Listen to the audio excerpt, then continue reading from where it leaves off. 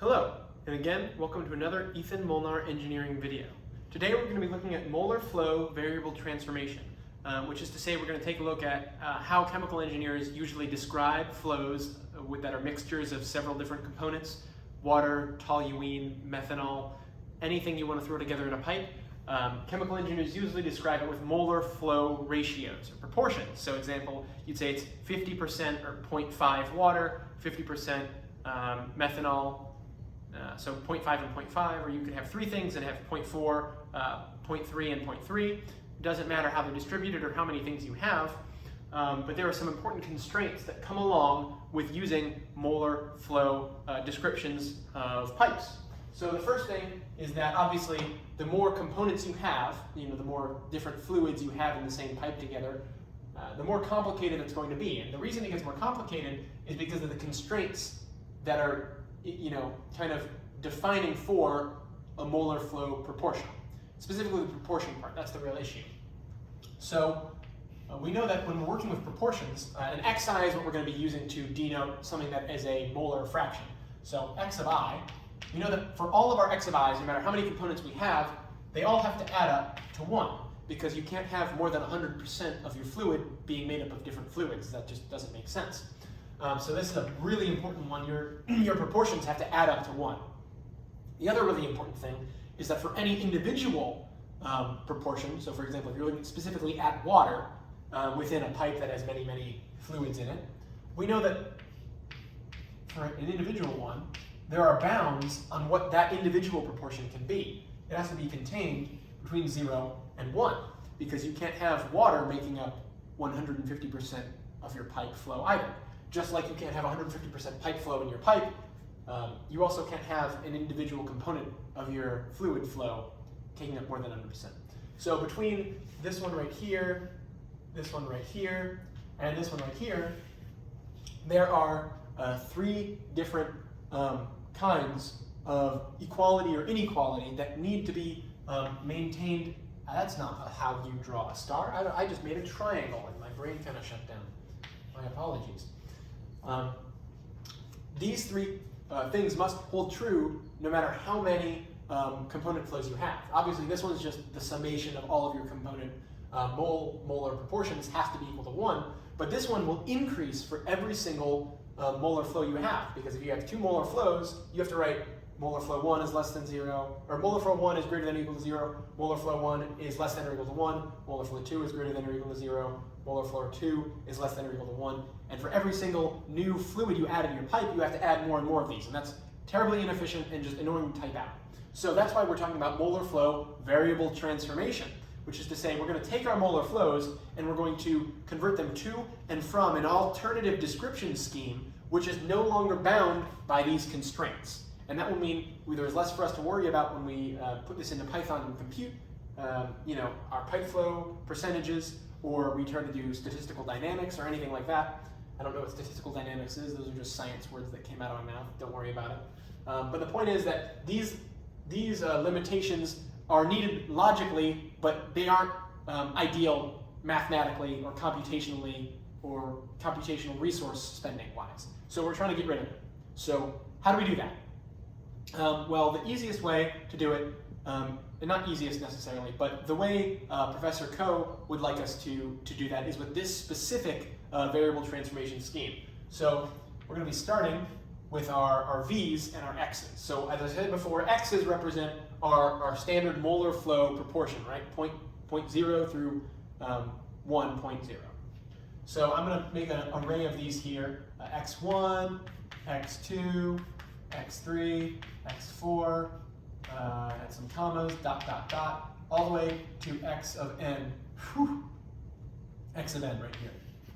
So this is what we're looking for, right? This tells us how many components we have in our mixture. Obviously, this summation right here is going to go from 1 to n. We know that all of them have to add up to 1, and so we're going to want to go between these, right, which follow all of these constraints, and a new set, which we're going to call our V's, which aren't going to represent anything in particular. And that sounds kind of confusing to say, because these have very literal, real-world definitions, right? That's why we have all these constraints, because they're proportions, they're percentages, they're ratios. All of that information all of these constraints are needed to define that information in a way that makes logical sense. And the reason we're doing this transformation is because even though that makes sense to human brains, adding all of these restrictions is bad for computers. So we're going to be working with VI, or V1, V2, V3, V4, all the way to Vn minus 1. So you'll notice that right in here, I'll just put a x of n minus 1. You'll notice that this one stops one set early. And there is a reason for that. And we'll get into that as I show you what the equation we're using is. Right there. So these are the two sets we're going to be transitioning between. So how do we get between them? Also, I'm going to introduce set notation because it's sort of important. I like it. I just made it up. So if I just do, I'll just do a quick little equal sign over here just to show you I might in and out use set notation that I just kind of invented myself. So this set goes from 1 to n minus 1, and it's an xi's. So this is the same thing. So it goes from, actually this goes to x of n, and this one would be the set from 1 to n minus, not equals, n minus 1 of vi. Anyway, these are just shorthand, so it makes it easier for me to write on the chalkboard, nice and quick and efficient. Because I want to blow through this video really quick. It's not super complicated algebraically, and so it shouldn't take up a whole bunch of your time or a whole bunch of my time, because I got lots of homework and I'm super busy. So anyway, how do we convert between these two now that when these ones are going to be allowed to be the summation of vi from 1 to n minus 1 can be equal to, I'm just going to put the real number notation now. It can be anything, and we know that negative infinity to vi to infinity are the bounds. So see, this is way open. This is kind of the default assumption of bounds within computation, and especially in Python. It can be any number and any number anywhere for the sum and for each individual entry. So how do we do that? So we're going to start first with going from v to x, and then we're going to work backwards, and given our x's, go back to our v's. So very easy to start with.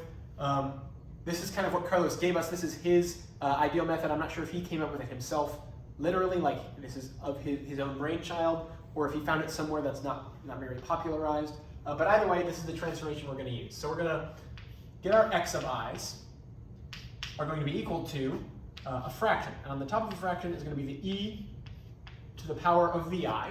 So this is always going to be a positive number.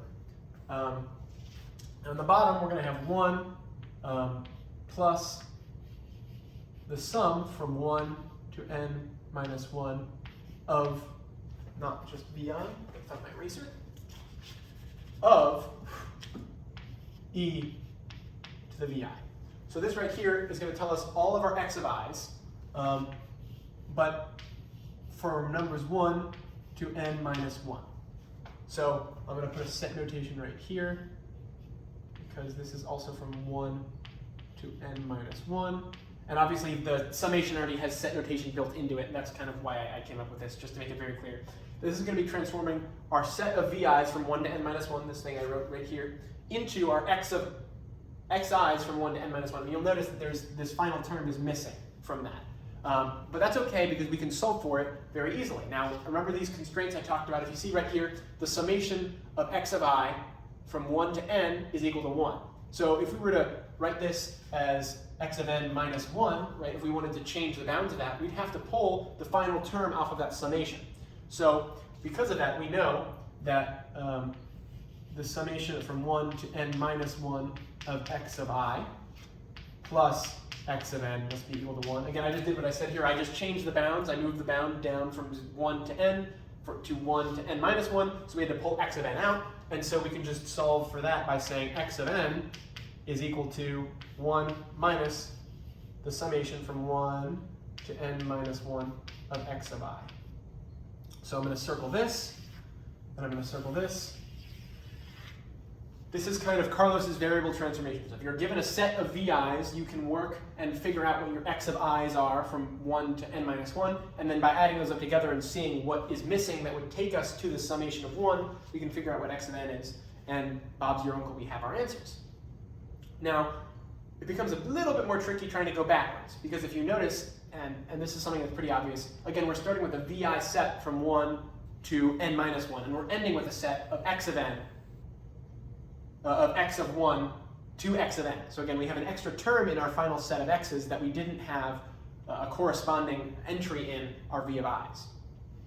So what does that mean for going backwards? Well, it's pretty simple. We're just going to start with this equation once again, and we're just going to backtrack it to solve for our vi. So over here, I'm going to do that. So if we take this, right, and we just do a little bit of algebraic rearranging, how can we solve for v of I? Well, the first trick is we're going to want to, get these two vi's over onto the same side. We're going to want to separate this and break it all down. And the easiest way to do that is to use logarithms. So we're going to take the logarithm of both sides of this. We're going to get ln of our set of x's from 1 to n minus 1, x of I is going to be equal to ln of, and now since this is a fraction, division within a logarithm can be using logarithm properties, can be redefined as the subtraction between two logarithms. So we can say the ln of the top minus the ln of the bottom is the same thing as the ln of this whole fraction, and ln of e to the vi is simply going to be our set of vi's, because the logarithm of e to a certain power is going to just give us that power. So this is going to be our set from 1 to n minus 1 of our vi's minus our logarithm of the bottom set, which is going to be 1 plus the sum from 1 to n minus 1 of e to the vi. So you might look at this and say, like, okay, all we have to do is swap these two, just flip around, and then we'll be good, because we can just pull the vi out of here using another logarithm trick or a summation trick or something, and we'll be good. But unfortunately, it doesn't quite work like that. So why doesn't it work like that? Well, that's because logarithms, the reason they have the properties I was talking about is because it's a kind of stepping down function, right? Exponentials within a logarithm get stepped down to multiplication outside the logarithm, or division. And multiplication and division inside of a logarithm get stepped down to addition and subtraction outside the logarithm. But addition and subtraction are kind of base level operations. There's no way to really step those down, and so you can't really manipulate addition within a logarithm. It just, that's not a property logarithms have. So how can we go about fixing that? Well, actually, as I mentioned before, from here, over on this side, we're going from xi to x1, right? This right here represents going in this direction. I might rewrite this double-sided arrow as a kind of an equilibrium arrow. So this one was pretty easy. That was what Professor Koch gave us. That's going from this direction, right? This one's very easy, because it's just the variables, you're told this is how you compute x of I and x of n going this direction. So this is easy because it's given to us. Going this way, going back, is hard. Or at least it's not initially intuitive as it is to just say, okay, plug these numbers in and do the summation. And again, that's because right here, this summation is a constant number, but it's a constant number that's made up of numbers that we don't know. Again, since we're trying to solve for v of I, adding up all of the terms in the set of numbers we're trying to solve for, and using that to solve for the set of numbers we're trying to solve for, that's a catch-22. It doesn't really work. But thankfully, even though you'll notice here, we've discarded our xn of 1, right? We've gone right from this right here. We haven't had to worry about our x of n of all, because you might think that's extraneous information, because we got to here by writing the logarithm and doing algebra and using logarithm properties. But surprisingly, this x of n, this extra piece of information isn't actually extra at all. Even though it doesn't have a corresponding v of I term, the information contained right here is super imperative to actually solving this for vi. And it all comes back to this original equation. You'll notice that x of n is 1 minus the sum of all of our xi values that we've just calculated above.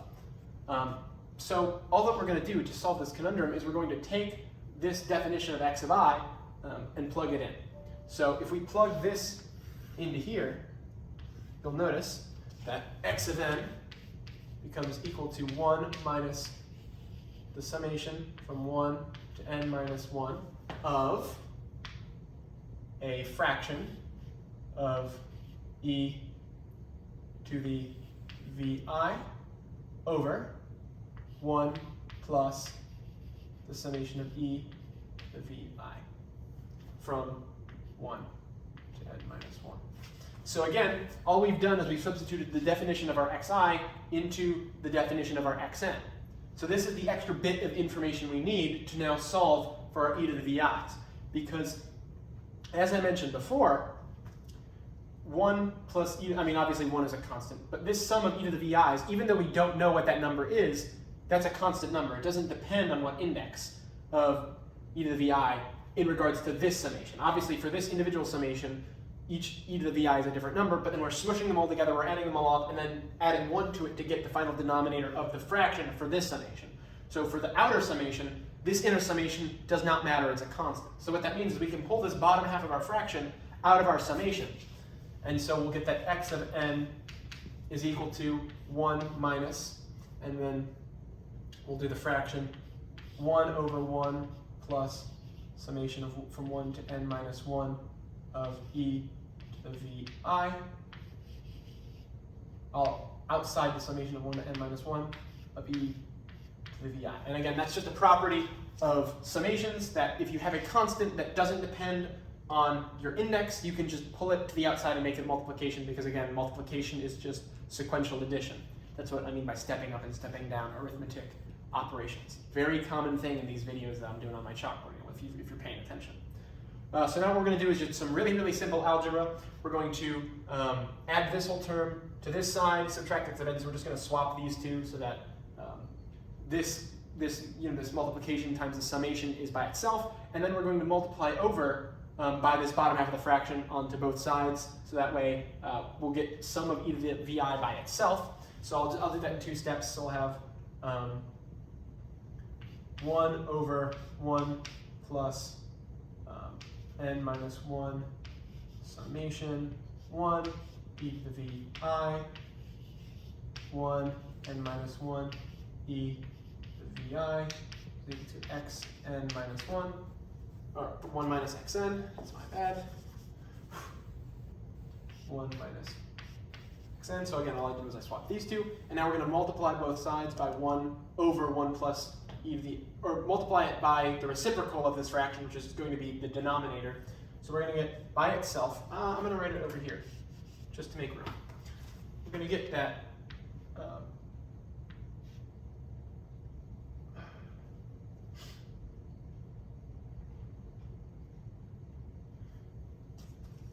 yeah, so 1 minus 1 e to the vi is equal to, so this is a two-parter and a two-parter, not a polynomial but a binomial. So we're going to just do that multiplication right here. 1 times 1 is going to be 1. The summation times 1 is going to be the positive summation, so plus sum from 1 to n minus 1. Actually, I'm just going to write sum of e to the vi, because I don't really need to specify at this point. You get it. Sum e to the vi. Make sure I'm probably directly in the way of the camera. I'm going to scoot on this side then. And then positive 1 times negative xn is going to be negative x to the n. And then the summation times negative xn is going to be negative xn multiplied by the summation of e to the vi. E to the vi, not ev to the I. Oh, that's so much chalk just blowing up in my face. And so if you'll notice, we have a summation of e to the vi 2 times on this side, one of them multiplied by xn, and the other right here. So what we can do is we can simply cancel these two right here. So this cancels, and then we can move this xn times e to the vi over here and divide by xn. And if we do that, that will just simply give us the summation of e to the vi is equal to 1 minus x to the n all over x to the n. Again, all we did was we added this over there, which became 0, then divided by x of n.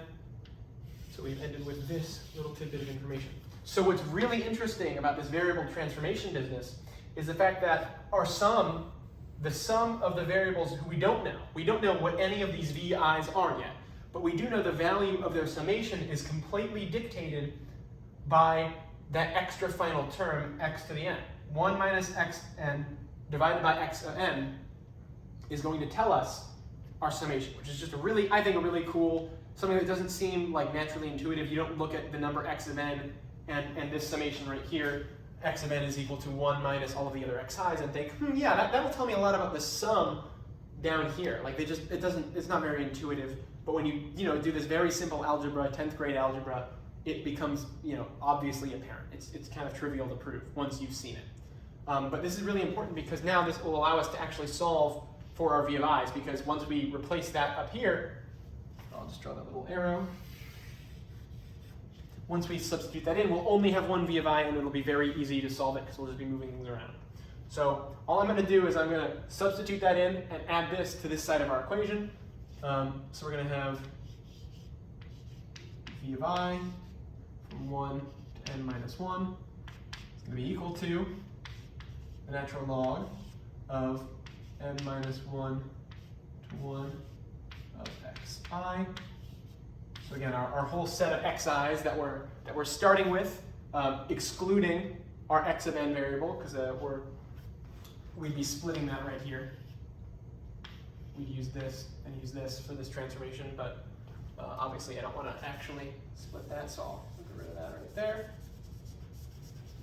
I'm going to get rid of the arrows, but I'll leave a faint little squiggle to show you that this part is extra right there, for the sake of going backwards.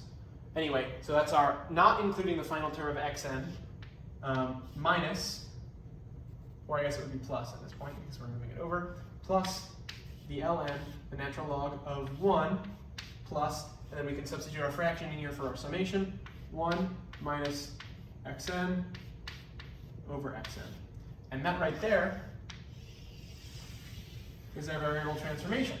To go back, so this is from our v of i's to our x of i's, including x of n, and this one is from our x of i's, including x of n, to our v of i's, not including v of n, because that doesn't exist. That's not a term we need. Again, we need an x of n because we're constrained and it's very easy to solve, but we don't need a v of n to go along with that flow because the constraints help us solve for that value once we solve for all but x of n. So these are our simple 3 equations. Again, they can be written in 2 to 3 lines in Python, maybe 1 if you really jam it in and are kind of ridiculous with your writing, if you don't have a concern for making your code readable. But again, once you've done it, very algebraically simple. I hope this made sense to you all. I hope you understood my explanation. So thank you, and have a good evening.